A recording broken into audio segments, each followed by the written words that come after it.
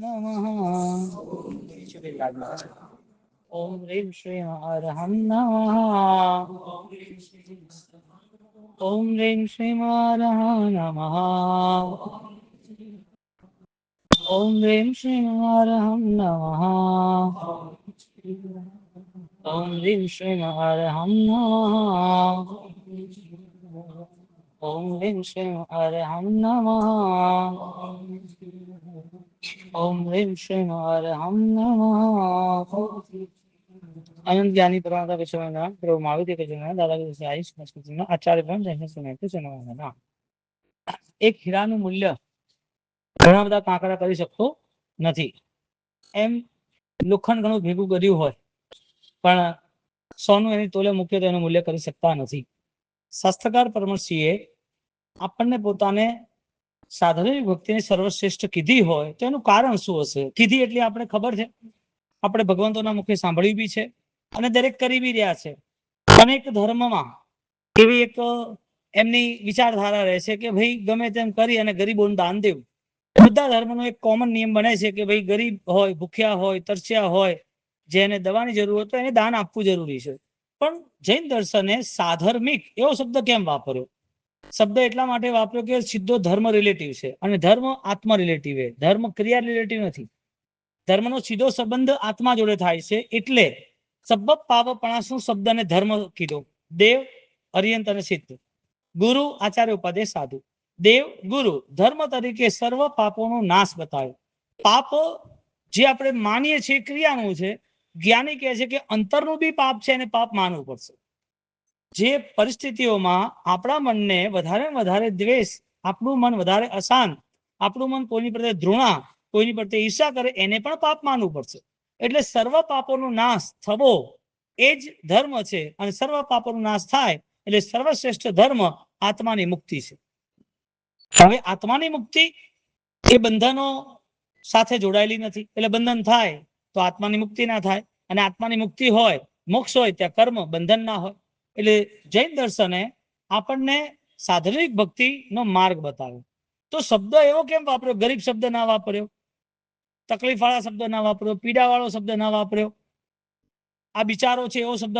વાપર્યો આને ભયંકર દુઃખ છે અને નહીં આપીએ તો શું થશે એને આપવું જોઈએ આવા કોઈ શબ્દ ના વાપર્યા શબ્દ એક જ વાપર્યો સ્વામી વાત્સલ્ય દર્શનાચારના આચારમાં નિસંખ્ય નિખંગ્ય નિવિધિક ઈચ્છા અમૃત્ય ઉવો થ્રી કરે વચ્છલ્લભ પ્રભાવને બસ વાત્સલ્ય શબ્દ આપો વાત્સલ્ય આત્મા માટેનું વાત્સલ્ય જ્યાં સચવાઈ જાય છે નામ સમ્યક દર્શન અને એ વાત્સલ્યમાં જે લોકો આત્મા માટે જોડાતા એ સાધર્મિક સમાન ધર્મ વાળા જે વ્યક્તિ છે એનો પહેલો સીધો અર્થ એ પુણ્યશાળી છે જેની જૈન કુળ મળ્યું છે એટલું નથી એ જૈન કુળ સાથે એને જન્મથી વિતરાગી બી મળે છે નોકાર મહામંત્ર બી મળ્યો છે કારણ કે પંચમન્વેષ્ટિએ કેટલું આપણને આપ્યું તમારે પચખાણ કરવું હોય તોય નોકાર તમારે રક્ષા કરવી હોય તો નોકર ક્યાંય જવું હોય તોય નોકાર તમારે ધ્યાન કરવું હોય તો નોકાર તમારે સારું મૃત્યુ જોઈતું હોય તોય નોકાર બધી જગ્યાએ નોકાર તમને દાન આપે છે રક્ષા સાથે બધું જ આપે છે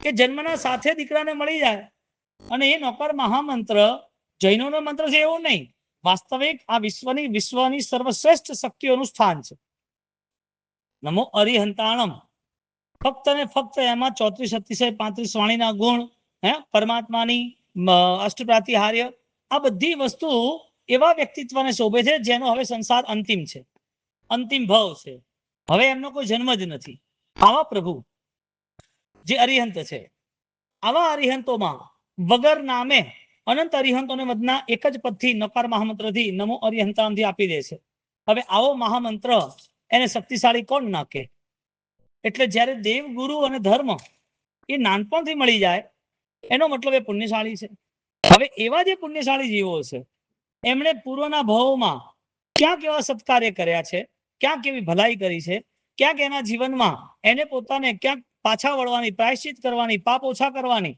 એવી કોઈ તૈયારી થઈ હશે એવા મહાન પુણ્યના ઉદયે અહીંયા જૈન શાસન મળ્યું અને આ જૈન દર્શન જ્યારે મળે છે એવા જે જીવો છે એને ફરીથી સ્થિર કરવા એનું નામ સાધનિક ભક્તિ એવા જીવો જે ધર્મથી ચલિત થઈ ગયા હોય ધર્મથી દૂર થઈ ગયા હોય ચાહે ધનથી હોય ચાહે મનથી હોય ચાહે કોઈ દેખવાથી હોય ચાહે કોઈ વ્યવહારથી એટલે ધનથી એને સ્થિર કરી શકાય અને મનથી પણ જ્ઞાન દ્વારા, સમજણ દ્વારા, અનુષ્ઠાન દ્વારા એને સ્થિર કરી શકાય. એટલે એ જીવને સ્થિર કેમ કરો? કારણ કે એનામાં સંભાવના ઘણી છે. જે નજીકનું રિઝલ્ટ આપે એમાં કામ કરીએ તો આપણે ઈઝી થઈએ, ક્લિયર થઈ જાય, કમ્પ્લીટ થઈ જાય. નજીકમાં છે આ રિઝલ્ટ. એમ જે સાધર્મિક છે એ કોણ સાધર્મિક? જે દેવગુરુ ધર્મની નજીક આવવાની ચાહના છે, દેવગુરુ ધર્મની નજીક આવવાની શક્યતાઓ છે અને એ મહેનત આપણી ફળી ઉઠે એનું નામ સાધર્મિક વાત્સલ્ય. એટલે દાનની પરિભાષાઓમાં જ્યારે એમ કહેવામાં આવે કે કોઈ તમે અનાજનું, ભોજનનું દાન આપો તો દાન ખરું કે નહીં? તો જવાબ છે હા. અને પછી પૂછવામાં આવે કે સાપને દૂધ પવાય કે ના પવાય? તો જવાબ છે ના. કેમ ભાઈ? કારણ શું? તમે દૂધ પાવો ને કોણ ના, પણ ઝેર થઈ જશે. તમે એક વ્યક્તિને દાન આપો છો કે ભાઈ આ તું રાખ, સરસ છે, તું બધાને જમાડે છે, બધા ગરીબોને, અનાથોને, યતીમોને તું જમાડે છે, અમારા તરફથી 2 લાખ રૂપિયા રાખ, વાંધો નહીં. એ દાન સારું દેખાય ત્યારે, અને બીજી વાર દેખીએ તો એ કસાઈ છે, જેને બી જમાડે છે એને નોનવેજ જમાડે છે, તો એ દાન અપાય કે ના અપાય? એનો મતલબ એ થયો કે જ્યારે પણ આપણે પોતે કંઈ પણ આગળ વધવાની તૈયારી કરીએ તો સૌથી પહેલું જૈન શાસન આવે છે. જૈન શાસનને અનુરૂપ છે મારે આગળ વધવું છે. જૈન શાસનની મહિમા વધે છે એ હું કરવા માટે તૈયાર થઈ. એટલે સમય સમયે દાનની પરિભાષાઓ, દાનના વ્યવહારો, દાનની ક્રિયાઓ બદલાઈ જાય છે. તમે જે સમયે જે કંઈ કરતા હતા એ વખતે જરૂરિયાત હતી અને વર્તમાનમાં જરૂરિયાત બીજી હોય તો એ વસ્તુને ગૌણ કરવી પડે. એટલે જેની પર ગુરુ કૃપા છે, પરમાત્માની કૃપા તો હોય, પણ જે ગુરુજી સાથે જોડાયેલા છે, જેમને સદગુરુ સાથે લાંબો સમય એને પોતે સત્કાર્યમાં વ્યતીત કર્યો છે, જેના હૃદયમાં જીન શાસન ગુરુ કૃપાથી, ગુરુના ઉપદેશથી, ગુરુની નિશ્રાથી બિરાજમાન છે, એવા વ્યક્તિઓના જીવનમાં એવો ક્ષયક્ષમ હોય છે એ સમય પ્રમાણે સરસ નિર્ણય લે છે. સમય પ્રમાણે. એટલે બહુ સામાન્ય વાત, બહુ સામાન્ય કે ભાઈ તમારે એકાશનું છે અને તમે સંઘમાં છો અને સંઘમાં હો ને એકાષ્ટાની અંદર કોક પીરસાવતા તમે ચાલુ કરી દીધું એકાશનું, 10 મિનિટ થઈ ગઈ, 15 મિનિટ બધું આવી ગયું અને પાટલો હલી ગયો. પાટલો હલી ગયો, હવે તમારે શું કરવાનું? ત્યાં બેઠા બેઠા એકાશનું કરવાનું નહીં કરવાનું? કેમ કરવાનું? કારણ કે વ્યવહારિક ધર્મ છે કે અન્નનું અપમાન નહીં કરવું, વ્યવહારિક માનવતા. અને પછી જ્યારે ગુરુ પાસે જાય પ્રાયશ્ચિત લેવા, સાહેબ આવું થઈ ગયું, પાટલો તો હલી ગયો, પણ આજુબાજુ વાળા એમ કહેતા હતા કે આ પાટલો હલી ગયો છે, તારું એકાશનું ભાગી ગયું. એટલે મનમાં સંકોચ થતો હતો, પણ કશું સાંભળ્યા વગર એકાશનું કરી લીધું. ભૂખ્યા છીએ એટલા માટે નહીં, કાલે એકાશનું છે ને આજે ભૂખ્યા રહીશું તો શું એટલા માટે નહીં, પણ ક્યાંય બીજી વિરાધના ના થઈ જાય એટલા માટે કઈ એકાશનું કર્યું. ત્યારે સદગુરુ એને કે વિશિષ્ટ ગુરુ કૃપા છે, આવો ક્ષયક્ષમ ઓછાને જાગે. સ્થિરીકરણ માટે આવો જવાબ આપે. શું આપે? કે તારે એકાશનું કરવાની જરૂર હતી. એટલે જ્યાં ધર્મની સંભાવના છે ત્યાં નિર્ણયો બદલતા, નિર્ણયો લેતા વાર નથી કરતો. ધર્મની સંભાવના છે ત્યાં. એટલે વર્તમાનના સમયની અંદર જ્યાં જ્યાં ધર્મની રક્ષા કરવાનો આપણે પુરુષાર્થ કરવાનો છે એ બધો પુરુષાર્થ એ ગુરુ કૃપાથી જ આવશે. એટલે એક વસ્તુને પકડીને ચાલી નથી રહેવાનું, અને જે વસ્તુ કરવાની એ સર્વશ્રેષ્ઠ કરવાની છે. કારણ કે બંને જગ્યાએ જૈન શાસન જોડાયેલું છે, બંને જગ્યાએ આરાધનાઓ છે. થરાદની અંદર આબુ સંઘવી કલ્પસૂત્રમાં આપણે વ્યાખ્યાનો સાંભળ્યા, એમની સાધનિક ભક્તિની ચમક જ અલગ હતી. એમને સાધનિક ભગવાન ભક્તિ કરવા માટેની જે ભાવનાઓ હતી એ ભાવનાઓ વિશિષ્ટ હતી, અને એવા કેટલાય મહાપુરુષોએ એવી રીતે આરાધના કરી જે સંસ્કારો પરંપરામાં આપણી સુધી આવ્યા છે. સદગુરુએ આપણને માધ્યમ બતાવ્યું, એવી કોઈ વાર્તા, એવી કોઈ કથા, એવા કોઈ વ્યક્તિના ઇતિહાસ કીધા, અને આપણી આંખ સામે એવા કેટલાય લોકો આપણે જોયા છીએ. એટલે આપણને જૈન કુળ મળ્યું, અને જૈન કુળને આધારિત જે આપણને મૈત્રી ભાવ, પ્રમોદ ભાવ, કારુણિક ભાવ, માધ્યસ્થ ભાવ, આપણને જે ધર્મની પરંપરા મળી, એટલે આપણે જોડાતા વાર ન થઈ. એટલે સાધનિક ભક્તિને સર્વશ્રેષ્ઠ રાખી છે. દાન કરો અને એ દાનનું ઇમ્પોર્ટન્સ ખબર ના હોય, વેલ્યુઝ ખબર ના હોય, તો પછી એ દાનની ઇફેક્ટ પણ નહીં આવે. દાન થયું પણ ઇફેક્ટ ના આવે તો આપણા માટે કોઈ પણ ધર્મની ક્રિયા છે તો જ્ઞાન સંપન્ન ક્રિયા બતાવી છે. ધર્મ કરવા વાળો વ્યક્તિ સમજદારી સાથે કરે એટલે એ ધર્મ એના માટે ઉપકારી સાબિત થાય. સમજણ કઈ આવી જોઈએ કે એ પોતે જૈન શાસન માટે વિશિષ્ટ આગળ વધી શકે, જૈન શાસન માટે વિશિષ્ટ કાર્ય કરી શકે. હવે અહીંયા પરિસ્થિતિ એ બને છે કે જ્યાં પર આબુ સંઘવી એમની પોતાની એટલી ગજબની ભાવના હતી કે હું જેવો છું એવા ને એવા જ બીજા સાધર્મિકો શેઠ બનવા જોઈએ, સાધર્મિક ના રહેવા. અને એમણે પોતે સાધર્મિક ભક્તિ એ સિરમોર છે, એટલે જે જીવોને સ્થિર કરવા છે ધર્મમાં, સમાધિ ભાવથી દુઃખોથી જેને પોતાને રિલેક્સ કરવા છે એવા જીવોને શોધતા. એ આવે ને હું આપું એમ નહીં, તું ખબર લઈને આવ અને એને કઈ તકલીફ છે એ મને કે, અને એની તકલીફ એવી દૂર કરું છે એને અહેસાસ ના થાય કે આ મારું કોણે કર્યું. લેનાર વ્યક્તિ એ સામે તમારી સામે આવે, તમે આપ્યું છે એને એવું મનમાં અહેસાસ ના થવું જોઈએ. સાધુની ભક્તિ ક્યાં સુધી લઈ ગયા? તમે આપનાર છો, એને આપો છો, પણ એને તમે આપ્યું છે એવી ખબર ના પડવી જોઈએ. કેમ? કારણ કે તમારે લગાતાર આ કાર્યમાં નિષ્પૃહતા અને આ કાર્યમાં તમારે વધારે નિર્દોષતા બનવી છે. નિર્દોષતા રહેવી જોઈએ કે મારે કરવું છે. આવું કાર્ય કરનાર બહુ મહાપુણ્યશાળીઓ છે. જીન શાસન હૃદય વસ્યું હોય એટલે આ થાય છે. આભુ સંઘવીના જીવનમાં આ ઘટના ઘટી.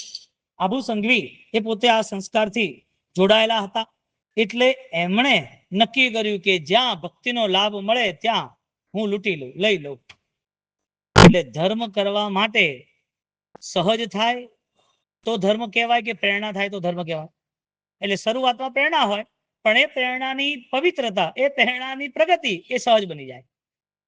શરૂઆતમાં એ ધંધો કરે, નોકરી કરે, ધંધો સમજે, એના 6-12 મહિના નોકરીના પૈસા હોય, પછી એ જે પૈસા વધી જાય માલિકીના એ પોતે ખુદ ધંધો કરતો થાય. એટલે નોકરીથી એ પૈસો મળે અને ધંધાથી એ પૈસો મળે. પૈસો તો મળે જ, પણ એક જગ્યાએ એની પ્રગતિ છે, એ પ્રગતિ એને માલિક બનાવે છે. એમ પ્રથમ પ્રેરણાદાયી જીવ એ આવું બધું સાંભળે, એને આવું બધું જોવા મળે અને એને એમ થાય કે હવે મારે કરવું છે. આ પ્રેરણા મળી તો કર્યું. હવે એ લગાતાર જ્યારે પ્રેરણાઓમાં કરતો જાય, એ જ્યારે એના જીવનમાં એ વ્યવહારોમાં ઉતરતો જાય, એ વ્યવહારો કરતો કરતો હવે એને સહજ થઈ ગયું કે આ તો કરવા જ જેવું છે, મજા આવી જશે. એટલે એ પોતે છે ને સાધર્મિક એને ના ખોજે, ક્રિયા એને ના ખોજે, દાન એને ના ખોજે, તપ એને ના ખોજે, એ કરે સહજ. એને ઈચ્છા થઈ જાય મારે કરવાનું જ છે. એટલે અમુક વખત આપ જુઓ તો અમુક લોકો એ સહજ રીતે બધું જ કરતા હોય છે. એને બહુ વધારે વાતચીત કરવાની અને વધારે એને કાઉન્સેલિંગ કરવાની જરૂર નથી હોતી. અલ્પમાં સમજી જાય. જ્ઞાની એને અલ્પકર્મી કહે છે. બહુ ઓછા કર્મ વાળો જીવ હોય, ઓછા કર્મ એટલે બહુ ભદ્રિક જીવ હોય, એને થોડી વસ્તુ સમજાવો એટલે પામી જાય અને આગળ નીકળી જાય. ભારે કર્મી જીવ હોય એને ઘણું સમજાયા પછી પણ એને પોતાને કે ન મેળ પડે, પણ એના દીકરાને મેળ પડી જાય. એટલે ઘણી વાર પિતાજી એટલું દાન ના કરી શકતો, દીકરો કરી શકે. એટલે પિતાજી કે અમે ગામડે તો બહુ મહેનત કરીને કમાયા, તમે તો હીરામ ઘણું કમાયા, તમે તો કરો ને, કેમ ના કરો? એટલે કર્યા પછી રિએક્શન અત્યારે આવી વાત કરે. કારણ કે ઇઝી મની હતા ને અહીંયા, તો ઇઝી મનીના કારણે સેટ થઈ ગયું હતું. પણ ઇઝી મની હતા છતાં પણ એ મની, પૈસા, એ એને દાન કરવાની ઈચ્છા હતી, એ મોટી વાત હતી. એટલે જો આ સંસ્કારી દીકરાઓ જ્યારે ઘરે આવી રીતે સંસ્કારમાં આગળ વધતા હોય તો એ મા બાપને ખુશી થવી જોઈએ કે આનંદ છે, વાહ અમે તો ના કર્યું પણ આપણા કુળમાં આવો રતન તો જન્મ્યો, આવો દાનવીર તો થયો કે આપણા કુળને અજવાળે, આખા 7 પેઢી અજવાળા થશે, બધાને રક્ષા મળશે. આપતો જ રે બેટા. અને બાપ કે જો ક્યારે પણ મને પૂછવા ના રહે તો સ્વાભાવિક કરજે તું. અને બેટો બાપની, પિતાજીની એની સ્થિતિ સુધરે એટલે કે પિતાજી ક્યારે પણ તમે ક્યાંય પણ જાઓ, આપણે તકલીફ હતી બરોબર છે, હવે આપણી જોડે કોઈ તકલીફ નથી, તમારે મને પૂછવાનું નહીં કે અહીંયા આ ચડાવો લઉં, અહીંયા ખર્ચું ન ખર્ચું, અહીંયા તીર્થયાત્રા જવું, તમારે કશું પૂછવાનું નહીં. એટલે જ્યારે છે ને જે કોઈ વ્યક્તિને દાનની વાત કરવામાં આવે અને દાનની વાત કરવા કે હા કરી લેવાનું, કોઈ વાંધો નહીં, ત્યારે સમજવાનું મા પક્ષા. અને બીજો જીવ એ કે ને કે હું ઘરે પૂછીને કહું છું, ત્યારે સમજી લેવાનું કે ભાગશાળી. એનો 24 કલાક પછી જવાબ આવે, પેલાનો 24 મિનિટમાં જવાબ આવે, 24 સેકન્ડમાં જવાબ આવે. આટલો ફરક હોય, કરવાની જરૂરિયાત છે, નથી એમ નહીં. અહીંયા વાત આવે છે કે આપણી સાધનાની ભક્તિમાં જ્યારે ઉત્સાહ અપૂર્વ હોય, આપણે દાન ધર્મમાં ઉત્સાહ આપણો અપૂર્વ હોય ત્યારે ક્યાંય અટકતો નથી, રોકાતો નથી. અને ઘણી વાર તમે જોયું હશે, અમારે તો એવું થયું છે, ચડાવવા ઘરમાં આ બાજુ પત્ની બોલે, આ બાજુ બાળક એનો ભાઈ બોલે, આ બાજુ બેન બોલે, આ બાજુ પતિ બોલે, ચડાવો 25-50 લાખનો પરિવારનો જ હોય, ચાલ્યા જ કરતો. છેલ્લે ખબર પડે કે આ બધા તમારા જ ચડાવો. કે ભાઈ છેલ્લો કોનો ચડાવો હતો? તમે 1 કરોડ બોલ્યા તો 99 લાખ કોણ બોલ્યું? 98 લાખ કોણ બોલ્યું? 97 લાખ કોણ બોલ્યું? ઉભા થાવ તો પુણ્યશાળી ઘરના 4 સદસ્યો. કેવી એ ધારા હશે કે જેમાં એ લોકોએ નક્કી કર્યું કે આપણે લેવું જ છે, ગમે તે હોય. હવે 11 લાખથી બધા રોકાઈ ગયા હતા, 1 કરોડ સુધી બધા પહોંચી ગયા. કેવી આધ્યાત્મિકતા. એટલે પરિવારની અંદર એવી એક સરસ મજાની ચેનલ હોય, એવું એક સરસ મજાનું આયોજન હોય કે ભાઈ આપણે કામ કરવાનું, તમારે ખાલી ચિઠ્ઠી મૂકી દેવાની કે આ ચડાવો લઈને બીજું કશું પૂછવાનું નહીં. આવો પરિવાર અવતરે ને એટલે સમજી લેવાનું કે મહાન ગુરુની મહાન કૃપા હોય તો જ થાય. બાકી તમે વાસ્કે પૂજા અમારી કરી લો અને બોરાવી દો સાથે ફરી લો, એ બધી વસ્તુ યોગ્ય છે સેવાને, પણ એ સેવા પછી ગુરુ આપણને જૈન શાસન બતાવે કે આ સેવામાં પાછો ના રહે. તારી સેવા બધી અમારા માટે યોગ્ય છે. જૈન શાસનની સેવામાં, જૈન શાસનના બધા અંગોમાં ક્યારે પાછો ના રહેતો. આબુ સંઘવી એ પોતે સેવા શોધવા મોકલતો કે મને લાભ મળે, મારો દિવસ ખાલી ના જવો જોઈએ, મારો દિવસ દાન વગરનો ના જવો જોઈએ. મારા આ જીવનની અંદર મારે દિન પ્રતિદિન સારામાં સારી આરાધનાઓ કરવી છે, અને એ પણ ગુણકારી આરાધનાઓ કરવી છે. એ આરાધના મને સંતોષકારે, મારે ઊંઘવું છે ત્યારે હું વિચારું કે મેં આજે સારું કાર્ય કર્યું કે ના કર્યું, એટલે મારું સારું કાર્ય નહીં થાય તો મને ઊંઘ નહીં આવે. હું જ્યાં સુધી એક સારું કાર્ય ના થઈ જાય દિવસનું, ત્યાં સુધી મને ઊંઘ નહીં આવે. આવી ભાવના સાથે એ પોતે સત્કાર્યને ખોજતો રહેતો. આવો કોઈ દાડો વિચાર આવે આપણને કે મારે ઊંઘવું છે, પેલા મેં સત્કાર્ય કર્યું? નોકર કરવાનું યાદ આવે, એની ના નહીં, પણ સત્કાર્યનું યાદ આવે તો, અને ઊંઘ ના આવે તો બીજા દિવસથી થાય કે ના થાય? થાય જ. સંકલ્પ કર્યો છે કે મારા જીવનની અંદર એક દિવસ એવો ખાલી ના જવો જોઈએ કે જેની અંદર હું પોતે કોઈને સહાયક ના બનું. સાહેબ, આ માણસ એ પોતે ચક્રવર્તી બન્યા વગર રહે જ નહીં, અને આવી શુભ ભાવનાથી કર્યો તો એવા ચક્રેશ્વરી રાજેશ્વરી એ પોતે એ પરમાત્માના શાસનનો પરમ સાધક બને, એ ત્યાગી બને, એનો મોક્ષ નજીક બની જાય. એ પાછો કેવી રીતે થશે? એટલે ઊંઘતા પણ વિચાર આવે કે સત્કાર્ય કેમ રહી ગયું, ઊંઘતા પણ વિચાર આવે સેવા કેમ રહી ગઈ, ઊંઘતા પણ વિચાર આવે મારા પ્રભુ શાસનનું કયું અંગ બાકી છે. ઊંઘે એની પહેલા બધી વિચારણા એની પાસે હોય, કારણ કે એ નિસ્વાર્થ ભાવે બધું કરવા માંગે. સ્વાર્થ હોય તો વિચારે કે કાલે દુકાને છે, કાલે દુકાનનું ઓપનિંગ છે, આને ઇન્વિટેશન બાકી છે, ઘરે લગ્નો છે. આપણને એ બધી વસ્તુમાં વિચાર ના રહે છે, અને એ વસ્તુ પૂરી કરવાનો પુરુષાર્થ પણ રહે છે, અને પૂરી થાય એટલે શાંતિ પણ થાય છે. એની એ જ વસ્તુ શાસન લક્ષી બને. તો આબુ સંઘવી એને ટીમ વર્ક સેટ કર્યું. આખા ગામની અંદર એને નક્કી કર્યું કે રાત્રે એવા સૈનિકના વેશમાં એવા બીજા 15-20 એવા એજન્ટો સેટ કરી નાખ્યા કે તમે ત્યાં જાઓ, દરેકની આજુબાજુ ગલીઓમાં, શેરીઓમાં, ત્યાં ક્યાંય કોઈ જગ્યાએ કોઈ ઘરોની અંદર દુઃખની વાત થતી હોય તો મને કહો, દુઃખની વાત થતી હોય તો મને કહો, બસ બીજું કઈ નહીં. એને એવી 4-5 ટીમો સેટ કરી હતી, અલગ અલગ. એક રાત્રે મેસેજ આવે, બીજી એવી ટીમો હતી કે એને ચેરિટી કરવાની હોય તો એ ચેરિટીમાં એ બીજી ટીમને ખબર ના પડે પણ એ ટીમ એક્ટિવેટ હોય, કરવાનું બધું આબુ સંઘવીને, પણ ટીમને કઈ ખબર ના હોય, એકલા એને જ ખબર હોય. આ બધું ગામની અંદર એમની જે ટીમ હતી એ એક્ટિવેટ હતી, ફરતી રહેતી હતી.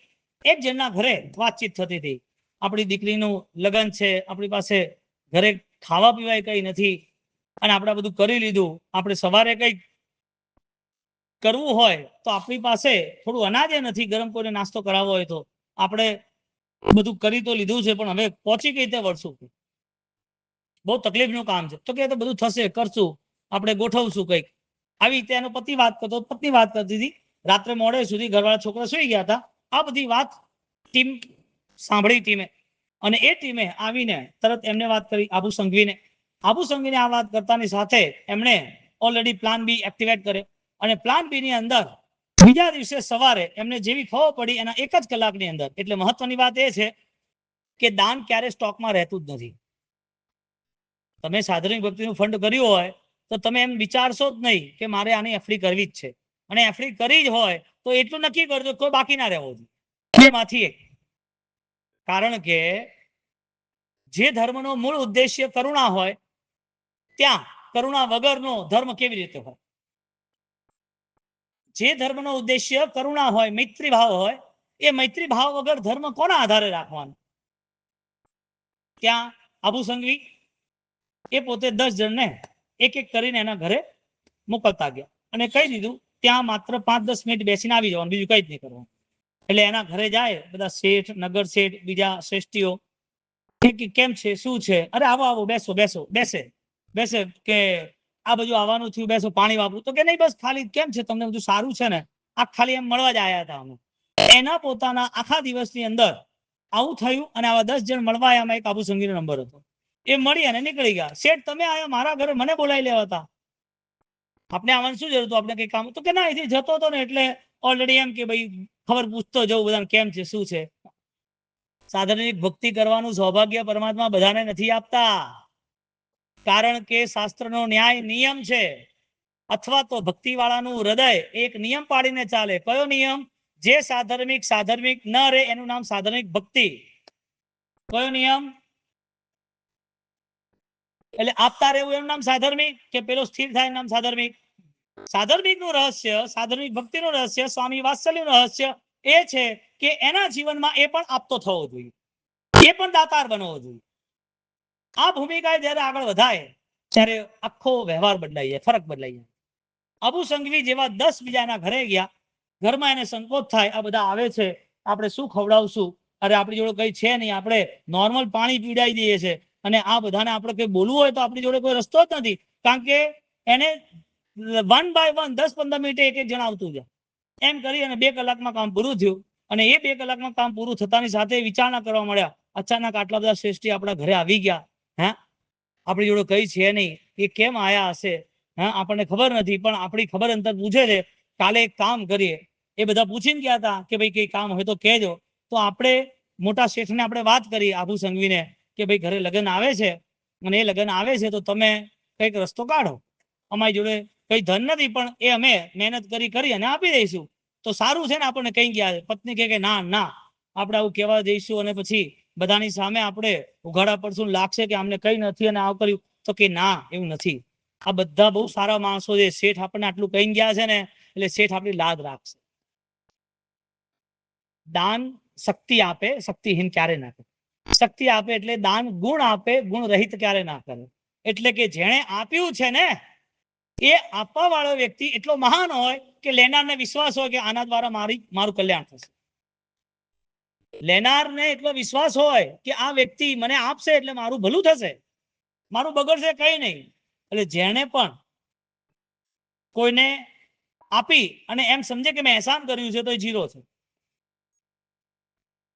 આપવા પછી એને એમ થાય કે આ મારો ગુલામ રહે, મારા ઓર્ડરો સાંભળે, હું કહું એમ કરે, એ ના ચાલે. અને સૌથી મોટું દાન છે સ્નેહદાન. સૌથી મોટું દાન છે સ્વજનો સાથેની સૌથી પહેલી ભક્તિ. પછી આ બાજુ ભાઈને હાલે અને પછી કે તારા લગ્નમાં આવવું પડશે, નહીં આવે તારે આટલું કરવું પડશે, આમ નહીં. તે આપ્યું કોના માટે હતું? તારા ભાઈને, તારી બહેનને, કે જમાઈને, કે દીકરા દીકરીઓને, હા બીજા, તે બધાને સાચવ્યા હતા. કારણ શું હતું? એહસાન કરવા માટે સાચવવાના હતા, કે સ્નેહ હતો એટલે સાચવવાના હતા? આ બહુ બધી વસ્તુઓ વિચારમાં રાખવી જરૂરી છે. એટલે સ્વામી વાત્સલ્ય ભક્તિ જ્યારે અન્યની થતી હોય તો સ્વજનની એનાથી વધારે થાય કે ના થાય? અપરિચિતની પણ ભાવના હોય તો પરિચિતની ભાવના કેવી વિશિષ્ટ હોય? ભવ્ય હોય. અપરિચિત માટે ભાવના હોય, પરિચિત માટે ભવ્ય ભાવના હોય. તો જે આપણા પરિચિત છે, આપણે જેને ઓળખીએ છીએ, એના માટે આપણને ભક્તિની ભાવના જાગે, તો એ ભક્તિની ભાવનામાં આપણે એના પર એહસાન કરે કે આપણા પર એહસાન કરે? એહસાન એટલે કે ઉપકાર.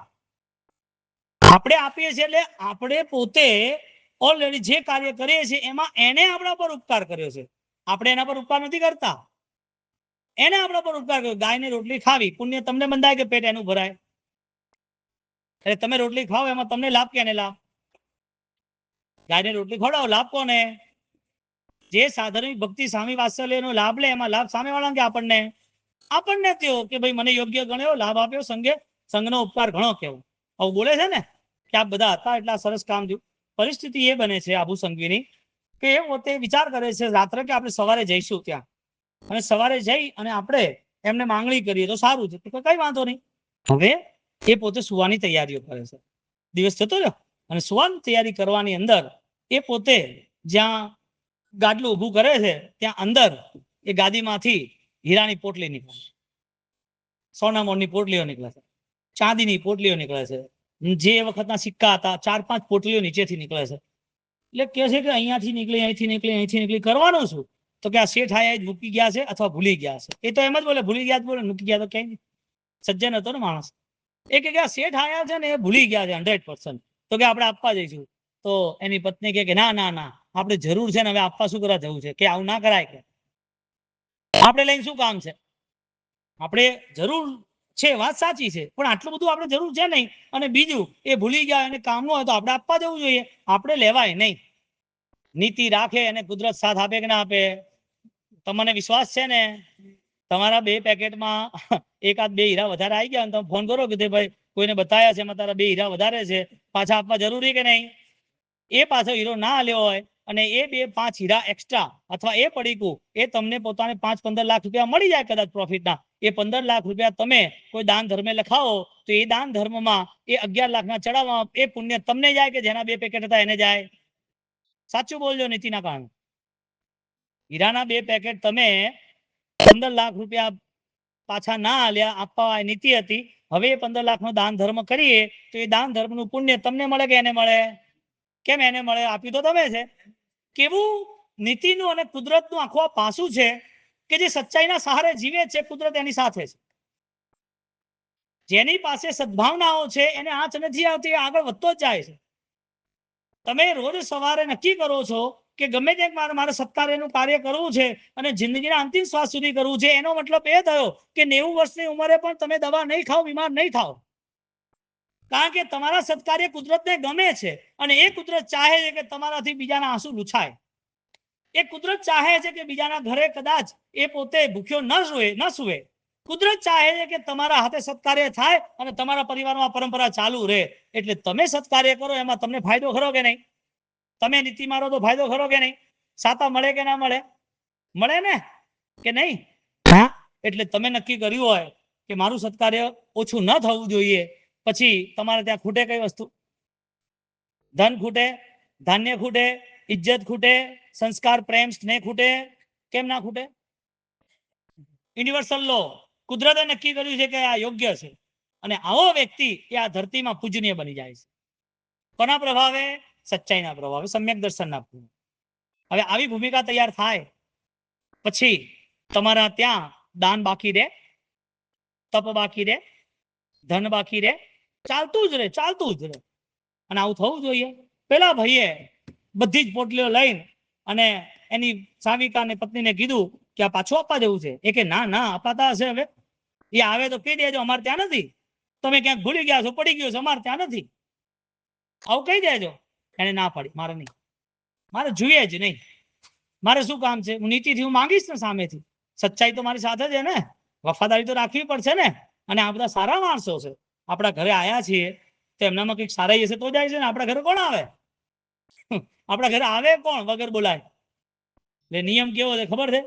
તમારું પુણ્ય હોય ને તો જ છે ને ઘરે અતિથિના પગલા, અને પુણ્ય ન હોય ને તો ઘરે કૂતરું ના ચડે.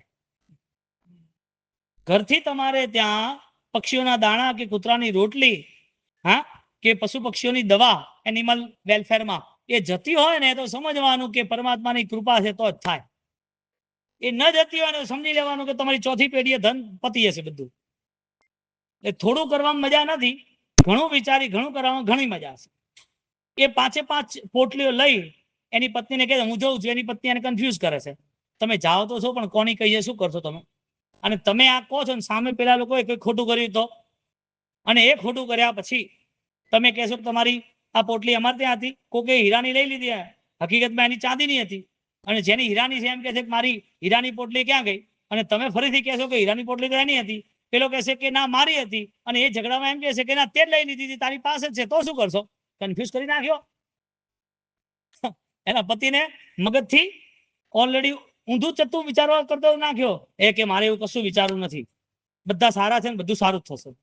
એક સંકલ્પ હોય ને માણસને કે મારે સારું જ કરવું છે, પછી આપને આપ એના મેતે રસ્તા થઈ જાય, એના મેતે રસ્તા ખુલવા માંડે. આ બાજુ પરિસ્થિતિ તૈયાર થઈ, એ આપવા ગયો બધે, બધા ના પાડે, મારી નથી, મારી નથી, દસે ના પાડી, અમને ખબર નથી. હવે શેઠ હતા નગર શેઠ આબુ સંઘવી, અને એમના ત્યાં ગયા કે ભાઈ શું છે? અમને શું ખબર, અમે તો ખાલી તને મળવા આવ્યા હતા. હા, ભક્તિ તમને શોધે કે તમે ભક્તિને શોધો? પ્રભુ ભક્ત એ ભક્તિ એવી કરે કે એ ભગવાન એને શોધે કે આ યોગ્ય છે. હે, ભગવાને ગૌતમ સ્વામીને ખોજ્યા ને કે ન ખોજ્યા? કે આ એક યોગ્ય નથી, આ સમોસણમાં બેઠા.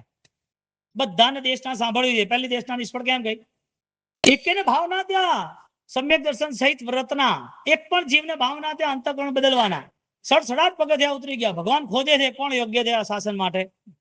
ભગવાને ભક્તને શોધી લીધો કે આ ગૌતમ સ્વામી છે અને આ શાસનને આગળ લઈ જશે. તમે ભગવાનને શોધો કે ભગવાન તમને શોધે? ના શોધે.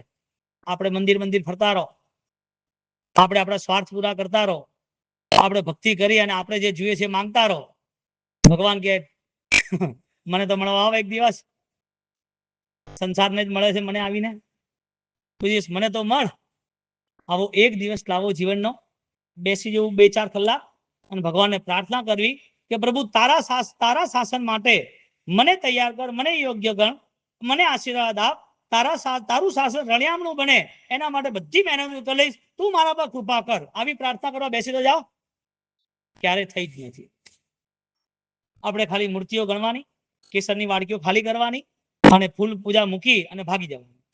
બેસો તો ખરા 1-2 કલાક અને પછી જુઓ કે જે દિવ્યતા મળે છે.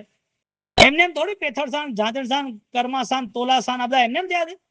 એ બધી દિવ્ય શક્તિઓના અવતરણથી આ બધી કારીગરી એટલે કામ થયા છે. પૂરા આ બધી શક્તિઓ પ્રગટ થઈ છે. બાબુ સંઘે ના પાડી અમારી આ સોનામોર છે જ નહીં, અમારે કઈ જરૂરત નથી, અમારા હીરા છે જ નહીં, આ છે જ નહીં. એ કે સાહેબ આ બધા લોકો અમારા ઘરે આવ્યા હતા, અમારા ઘરે ગાદી નીચે મળ્યું, હવે અમારું છે નહીં, અમે શું કરીએ? એ કે ભાઈ જો અમારું છે નહીં, અમને ખબર નથી અમારે શું કરવું. ના કે તમે સાચું બોલા, તમારું જ છે. કે અરે ભાઈ અમારું છે જ નહીં, આ વસ્તુ મને ખબર નથી એમ કહીને વાત વાળી નાખે. પેલો ભાઈ એ કહે છે કે શેઠ તમે નગર શેઠ છો, આબુ સંઘવી તમે નગર શેઠ છો, તમે આ બધું હેન્ડલ કરો છો, એટલે હવે અમારું નથી એટલે તમે રાજ ખજાનામાં મૂકી દો. છેક સુધી કોઈ કે આમાં અમારું છે જ નહીં તો માણસ શું માને? દલા તરવાડી પેલું આવતું હતું ને દ્રષ્ટાંત, લેવા શું 2-4 લેને 12, 14, 15 પોતે જાતે કે 2 રીંગણા લઉં તો કે ના લેને 12, કોણ ના પાડે છે? કે પોતાના હૃદયમાં ભગવાન વસ્યા હોય, દેવગુરુની આજ્ઞા વસી હોય, એનો મતલબ એ છે સચ્ચાઈ એનો છાંયડો બનીને રહે. છાંયડો દૂર થાય ક્યારે? શરીરથી. એમ સચ્ચાઈ એનાથી દૂર ના થાય. બહુ તું મેં ચરણોની સેવા, પરમાત્મા ત્યાં સુધી તું મને મળવાનો છે. અને આ પરિસ્થિતિએ આબુ સંઘવીએ ના પાડી, એમણે રાજ દરબારમાં જમા કરવાનું કીધું તો બી ના પાડી. અને છેવટે પેલો રોવે છે કે સાહેબ ગમે તેમ કરી અને મારે અનીતિનું, પરાયું, હક વગરનું મારે આ જોઈતું નથી, નથી ને નથી જ. એ કે એમાં અમારો કોઈ રોલ નથી, તારે જે કરવું એ કર, તારે બહાર ફેંકવો ફેંકી દે, કોઈને આપવો તો આપી દે, અમારો રોલ નથી. તો કે સાહેબ તમે રસ્તો કાઢો, અમે બધા નાના માણસ, અમને ખબર નથી પડતી, કાલે આક્ષેપો આવશે, તમે રસ્તો કાઢો, કઈ વાંધો નહીં. બોલ તારે શું કરવું છે? એ કે અહીંયા જમા કરો. લાવ ચાલ આ જમા થઈ ગયું, બોલ હવે કઈ? તો કે ના બસ શું જાવ. તો કઈ અહીંયા જમા થઈ ગયું, તારી નીતિ, તારી ઈમાનદારી એના કારણે તને આ પાછું આવ્યું. ટેસ્ટ થતો હતો. બાબુ સંઘવી એને આખો ટેસ્ટ કર્યો કે આપણે એને આપવું તો છે જ, એમાં બે મત નથી. એ નહીં આપવા આવે તો આપણે પૂછવા જવાનું નથી, કારણ કે એની જરૂરિયાત છે. પણ આવા નીતિમાન લોકો જ્યારે આપણા ગામમાં, આપણા દેશમાં રહેતા હોય તો એનો મતલબ આપણી આ ભૂમિ ભવ્ય છે. આ બધા પુણ્યશાળીઓથી અહીંયા હજી બીજા સત્કાર્ય થશે. એક ટીમમાં બધા 10 બેસ્ટમેનો હોય તો કેવી મજા આવે, કેવું શોભે. એક ગામમાં એક સાથે બધા દાનેશ્વરીઓ બેઠા હોય, કેવો આનંદ આવે. એક સંઘની અંદર ક્યાંય પણ કોઈ પણ વસ્તુ હોય ને ફટાફટ કલાકની અંદર તો પૂરું થઈ જતું હોય. માણસને એમ થશે કે કદાચ આ કામ કરવામાં કદાચ અઠવાડિયું જશે અને 15 દિવસ વ્યાખ્યાન કરશું, પછી અઠવાડિયામાં કરવું પડશે અને 15 દિવસ સુધી ફંડ કરવું પડશે, પછી થશે. અને એની જગ્યાએ એવા સંઘોમાં કે સાહેબ બધું જ થઈ જશે, એવા 2-5 લીડર ઉભા થઈ જાય, સાહેબ આ વ્યાખ્યાન સાંજે કે સાહેબ તમે કીધું તો થઈ ગયું. શું વાત છે કે આવો સંઘ આખી જિંદગી સુધી એ સંઘના વખાણ, અનુમોદના ભગવંત એના મુખેથી કરે છે. કેમ કરે? એવા સરસ પુણ્યશાળી, નીતિમાન, ગુણવાન આરાધકોના. આબુ સંઘવીએ પાછું લીધું ને પાછું આપી દીધું અને ઘરે જાય છે. અને ઘરે જાય અને ઘરે જતાની સાથે એને આનંદ એટલો હૈયામાં આવી જાય અને આંખમાં આંસુ આવી જાય કે આપણે શું માનતા હતા અને આ લોકો શું છે. આ લોકોએ આપણી કેટલી સેવા કરી. પરમાત્મા સાક્ષાત છે. કાલે આપણને 24 કલાકમાં ચિંતા હતી અને આપણી ચિંતા ભગવાને પૂરી કરી. આપણી પાસે એટલું ધન આવ્યું છે કે આપણે આખી જિંદગી કમાયા તો પણ નહોતું અને આગળની 7 પેઢી નહીં કમાય તો પણ ચાલશે. આપણે ખૂબ શાંતિથી સરસ મજાનું કાર્ય કરશું. કોના પ્રભાવે? સાધની ભક્તિના પ્રભાવે. એ જીવને હૃદયમાં એવો ભાવ થયો, ઘરે જતાની સાથે ધડ આંખમાં આંસુ આવવા મળ્યા કે આવા લોકો તો મળે જ નહીં, આ તો ભગવાન છે. આ લોકો એ પોતાનું હોવા છતાં પણ ના પાડીને ઉભા રહે છે. આપણને ખબર છે કે 10 સિવાય કોઈ આવ્યું નથી, છતાં પણ આવા બધા પુણ્યશાળીઓ આ બધા એ ક્યાંથી આવી ગયા? આ બધા ભગવાનના દૂત છે. આ બધા ભગવાને જ મોકલેલા છે. ખરેખર આપણે આ ક્યારે ઉપકાર આ લોકોનો ભૂલાય નહીં. કેવી નિસ્વાર્થ ભક્તિ! આ વ્યક્તિ સુખી થાય અને એના હાથથી ક્યારે દાન ઓછું થાય? કેથળ મંત્રી સુખી થયા અને દાન ઓછું થયું? કુમારપાળ સુખી થયા દાન ઓછું થયું? હા, કેમ? જૈન શાસન. આવું વિરલ જૈન શાસન અને આવા બિરલાઓ એ કોઈક સારા કાળ એટલે બહુ સરસ એવો અવસર હોય ત્યારે મળે છે. અને એ અવસરમાં જ્યારે મળ્યા છીએ તો આપણા માટે આ બધા આદર્શો હવે અવસર બની જાય છે. એમના માટે અવસર હતો, આપણા માટે આદર્શ બન્યા, હવે આપણા માટે અવસર બન્યો. એટલે વર્તમાનની સ્થિતિની અંદર જ્યારે સાધર્મિક ભક્તિ આવશ્યક છે તો સૌથી પહેલો ફોકસ આપણે આપણા સાધર્મિકનો કરવો જરૂરી છે. અને એવી સાધર્મિક ભક્તિ એ આપણે શોધવી જરૂરી છે. કોઈને તકલીફ હોય ને કોઈ મને કહેવા આવે ને હું કરાવું તો એમાં મજા આવશે, પણ બહુ મજા નહીં આવે. ઓછી મજા આવશે. એટલે આવી ભક્તિમાં આપણે પરમાત્માના શાસનને જાહો જલાલી વાળું બનાવીએ એવી જ અભ્યર્થના. મિત્રાજ્ઞાના મિચ્છામિ દુક્કડમ.